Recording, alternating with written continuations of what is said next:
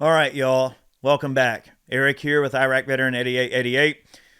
Okay, we got some more 2A news, and boy, is this one a freaking doozy. Now, I report on a lot of random stuff that I see floating around, but this one right here has got a lot of people fired up, and that involves Dexter Taylor. He's been sentenced to 10 years in prison for building his own firearms. We're going to get into this. It's absolutely crazy. You're not going to believe this. Before we get started, I'd like to thank our friends at CMMG for supporting our efforts. If you're looking for anything in the AR realm, they are definitely your go-to people. They've got their awesome bufferless descent line and pistol calibers, also some short-action rifle cartridges like your 5.7 and your 4.6 and cool stuff like that.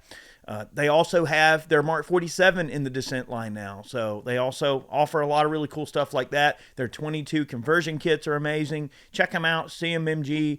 They are the king of weird in the AR world. They got really awesome stuff, really neat hybrid systems. Definitely worth looking into. Tell them that Eric sent you. And a big thanks to CMMG for supporting what we do here on the channel. So let's get into Dexter Taylor, y'all. So this really, really anti-gun New York judge just passed down a doozy of a sentence. And before we get started, listen to this. She said in court, and I quote, "Do not bring the Second Amendment into this courtroom. It doesn't exist here. So you can't argue Second Amendment. This is New York." Wow. Holy crap. Now that's Judge Abina Darka. I hope I'm pronouncing that name correctly. She sentenced Dexter Taylor, a Brooklyn software engineer, to 10 years in prison for building firearms in his apartment. Officials labeled them as ghost guns.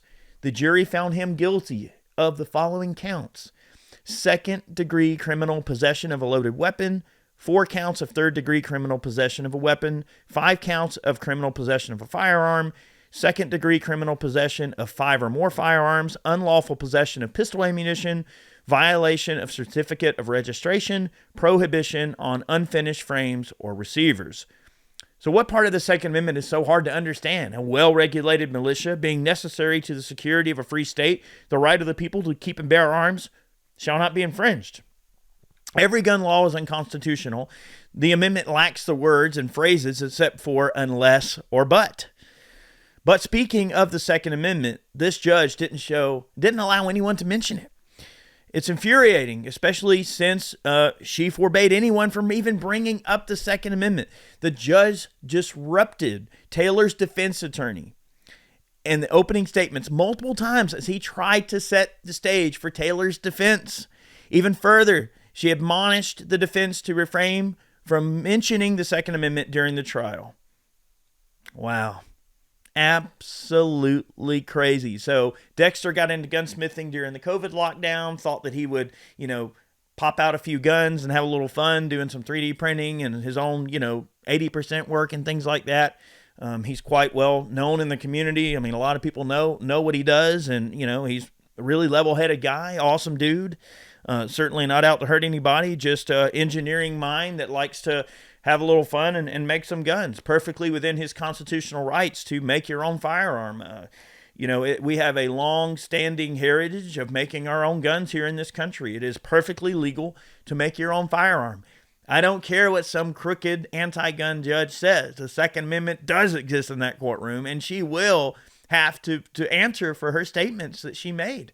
That's a very tall order to say that the Second Amendment, a constitutionally protected right, does not exist in your courtroom. I mean, that's like saying that you might as well just say that the law doesn't exist in your courtroom, because the Second Amendment is the law of the land, right? Everything has to bear witness to the Second Amendment to pass muster.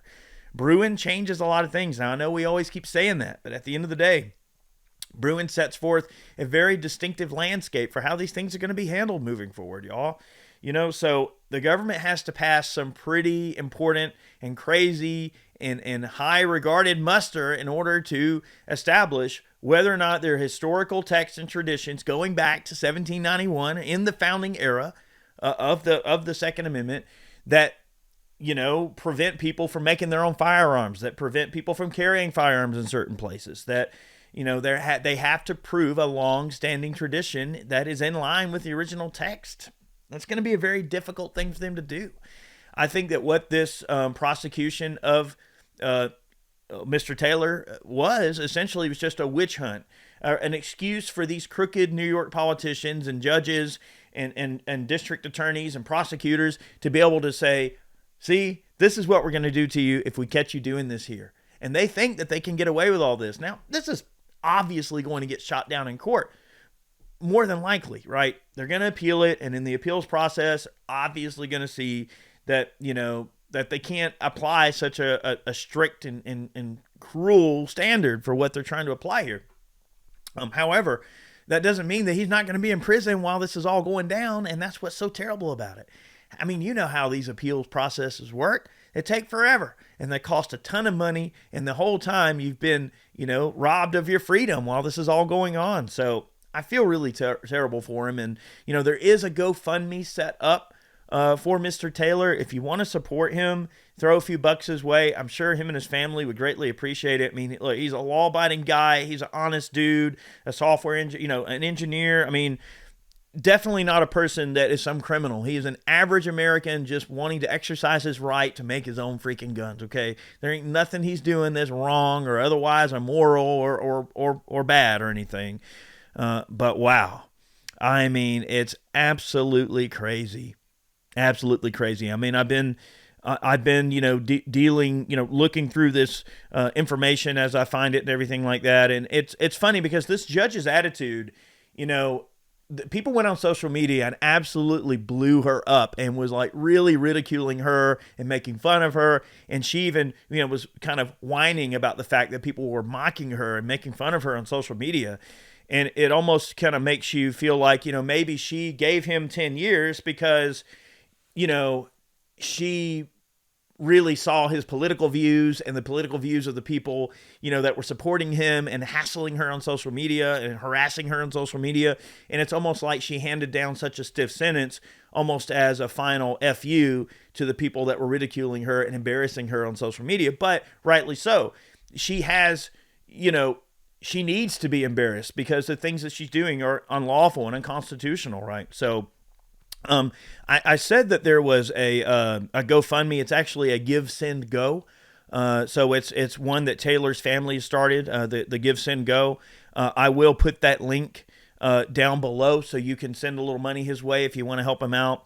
And look, we have to get him across the finish line because if they can do it to him, they can do it to anyone else. And this crooked anti-gun judge, that's exactly what she's trying to do, is scare people into not wanting to exercise their rights, to scare people into thinking, well, if we catch you doing this, we're going to send you into Slammer for 10 years. And when I heard about this, I was so freaking angry because, he seems like just such an honest and normal guy. Like, he seems like an everyday kind of dude that this could happen to anybody. This could be my neighbor. This could be, somebody I go to church with or something like that.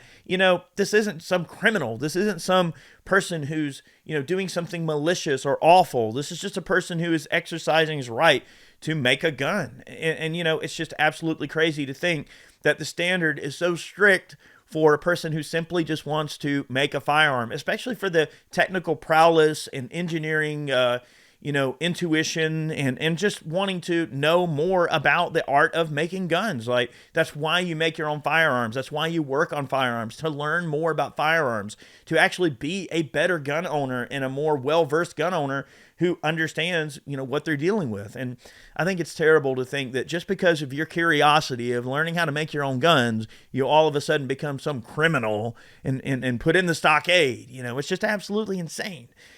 These people are not working with a full deck of cards here. These folks are politically driven. They have the wind filling their sails, their political sails, if you will, because they have an administration that supports them infringing on the Second Amendment, and they have their backs in that infringement. So until we change our government, we're not going to change how these people do things, how they do business. And they are in the business of infringement right now, y'all. That's what they're doing. They don't care. They're throwing the rule books out. This Second Amendment doesn't apply in this courtroom, she says. Well, I beg to differ. Okay, we're going to see how this goes. But if you want to send some money towards his family, to help, because he's going to probably bear a lot of legal expenses. I'm going to put that, again, I'll put that link down below. Send the guy some money, help him out. I wanted to bring awareness to this. Not a lot of people are talking about it. Some people are. But what happened to this guy is absolutely terrible. And if the family's watching, you're listening right now, look, it's going to be okay. The gun community has Mr. Taylor's back. Okay, we're gonna help. We're gonna see this through. Okay, you're not alone, and I just want you to know that we've all got your back, and we feel bad for what happened, and we hope that this is all going to resolve. So thank you so much for watching today's video. Hope you enjoyed this little update. Thanks so much for tuning in. Got a lot more stuff on the way, tons of videos. Make sure you stay tuned. Click the subscribe button and make sure that you select that notification bell so that you get all of my videos. And we've got a lot of stuff in the pipeline. Thanks so much for tuning in, and y'all all have a great day. Thanks.